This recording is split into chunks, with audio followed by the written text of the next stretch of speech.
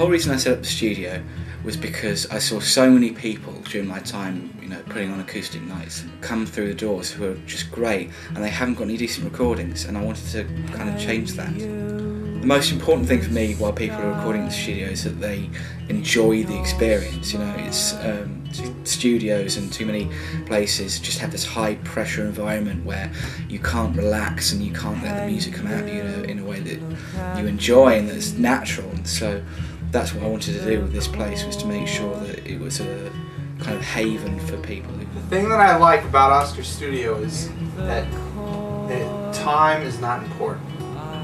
What I mean by that is, many other studios, it is an uptight environment because everybody's watching the clock. Oscar makes you a cup of tea, makes you feel relaxed, and that helps to encourage the musician to give the best performance because they're very relaxed. Right, James? I'd agree with that, definitely. The thing that excites me is real people playing real instruments well. I mean, that's what really gets me going.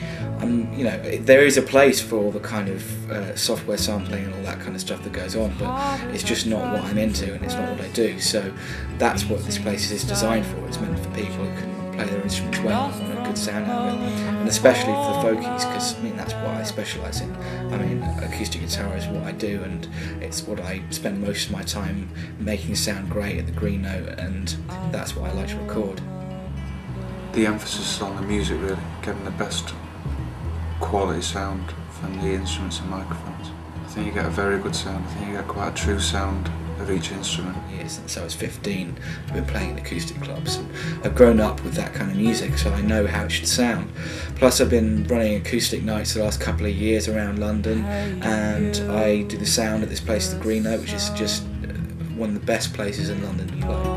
This kind of experience means that I know how to make acoustic records. What I like about Cainer Studios is the guitar sound. You use two condenser mics in certain positions, and the room as well is very good acoustics. And the way it positions the mics is really helps out the guitar sound.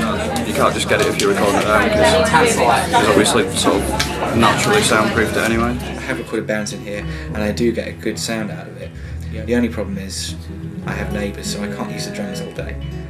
Precise and very accurate, so everything is done right. All the drums, for example, mic'd up brilliantly, and just the sound we've got from all the instruments I think have been really top class.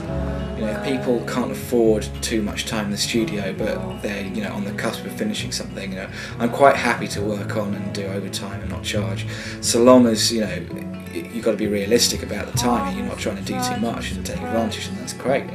I'd much rather have something that kind of felt great and was finished. Being shown so much hospitality, just not being pushed for time all the time and drinking lots of tea. I've got to compensate the fact that I'm spending a lot of time doing this, and I spend a lot of money getting equipment in.